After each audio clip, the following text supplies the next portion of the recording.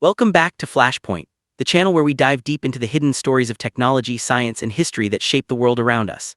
Today, we're going to explore something that has long fascinated and unsettled people at the same time: the concept of bunker buster bombs, and more specifically, how such weapons work when they rely on the principle of implosion. We'll unravel the science, the history, the engineering, and the enormous consequences of these weapons. By the end, you'll understand why a single bomb like this represents not just power, but precision and the culmination of decades of experimentation. When most people imagine a bomb, they think of an explosion. Something hits, detonates, and unleashes outward destruction in all directions. But with some of the most advanced weapons in history, the real power is not in the explosion itself, but in the implosion, a carefully controlled inward force. Implosion is what makes nuclear weapons function, and it's also at the core of certain bunker buster designs that are engineered to reach deep into the ground, survive impact, and then unleash their force in ways that ordinary bombs cannot. Let's first understand the idea of a bunker buster bomb. In modern warfare, governments, militaries, and even non-state actors have long recognized that the best way to protect their most valuable assets, whether command centers, weapons stockpiles, or strategic leaders, is to hide them underground. Underground bunkers can be reinforced with concrete, steel, and rock, buried dozens or even hundreds of feet below the surface. Traditional bombs can't reach them. If you drop a regular high-explosive bomb on top of such a facility, the force dissipates quickly, absorbed by the earth or the reinforced concrete walls. So militaries developed a new concept: bombs specifically engineered to penetrate the earth or concrete before detonating, sending shockwaves directly into the heart of the bunker. The idea of a bomb that could smash through layers of protection dates back to the Second World War. The British engineer Barnes Wallis designed something he called earthquake bombs, massive, heavy weapons like the Tall Boy and the Grand Slam.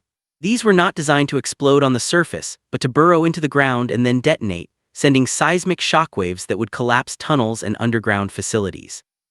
During the war, these bombs were used against hardened targets such as submarine pens and V-weapon sites in Europe. What Wallis proved was simple but revolutionary. By using physics, weight, and penetration, you could destroy things that otherwise seemed indestructible. Fast forward to today, and the principle hasn't changed much, but the technology has become far more advanced. Modern bunker buster bombs are sleek, aerodynamic, and fitted with hardened casings that allow them to punch through meters of concrete or rock before releasing their destructive force. But where does implosion come into play? To understand this, we have to think about how energy behaves. An explosion is the rapid release of energy outward. An implosion, on the other hand, is the rapid collapse inward. This inward force can be used to concentrate enormous amounts of energy into a small area, creating pressures and temperatures far beyond what an ordinary explosion produces. In nuclear weapons, implosion is used to compress a plutonium core to the point of criticality, triggering the chain reaction that leads to unimaginable power. In a bunker buster, implosion is applied differently. It can be used to focus shockwaves and energy so that instead of dissipating outward uselessly, the force is channeled inward into the structure being targeted. Imagine a bunker buried under layers of reinforced concrete. A conventional explosion at the surface scatters its energy in all directions, wasting most of it into the open air. But an implosive mechanism can direct that energy inward, so that the walls themselves are pulled apart or crushed under the stress. This is the hidden science behind some of the most advanced weapons in existence. Instead of brute force alone, they rely on precision and carefully engineered physical principles. One of the most famous modern examples is the GBU-28, a bunker buster developed by the United States during the Gulf War in 1991. Incredibly, this weapon was put together in just a few weeks when it became clear that Saddam Hussein's underground command centers could not be destroyed by conventional bombs. Engineers repurposed surplus artillery barrels, turning them into bomb casings strong enough to penetrate deep into the earth before detonating. The GBU-28 weighed over 2 tons and could pierce through more than 30 meters of earth or several meters of reinforced concrete. While it wasn't a nuclear device, its sheer penetrative power, combined with a delayed fuse, made it devastating against hardened underground targets. But even with weapons like the GBU-28, challenges remain. As bunkers are buried deeper and reinforced with stronger materials, penetration alone isn't enough. This is where implosive effects become critical. By designing warheads that collapse inward before detonating, or by using shaped charges that focus energy into a narrow jet, engineers can create forces that behave less like a traditional blast and more like a concentrated drill of energy. This is similar to how anti-tank weapons defeat armor, not by brute force alone, but by focusing energy in a single direction so intense that even steel melts away. Now let's talk about the mechanics in detail. When a bunker buster bomb is released from a plane, it first relies on gravity and momentum. The bomb is streamlined to minimize drag and maximize speed on impact. Upon striking the ground or concrete, its hardened casing prevents it from shattering. Instead, the kinetic energy carries it deep into the target. A delay fuse ensures that the bomb doesn't explode too early. It waits until the bomb has reached the desired depth. At that point, the detonation begins.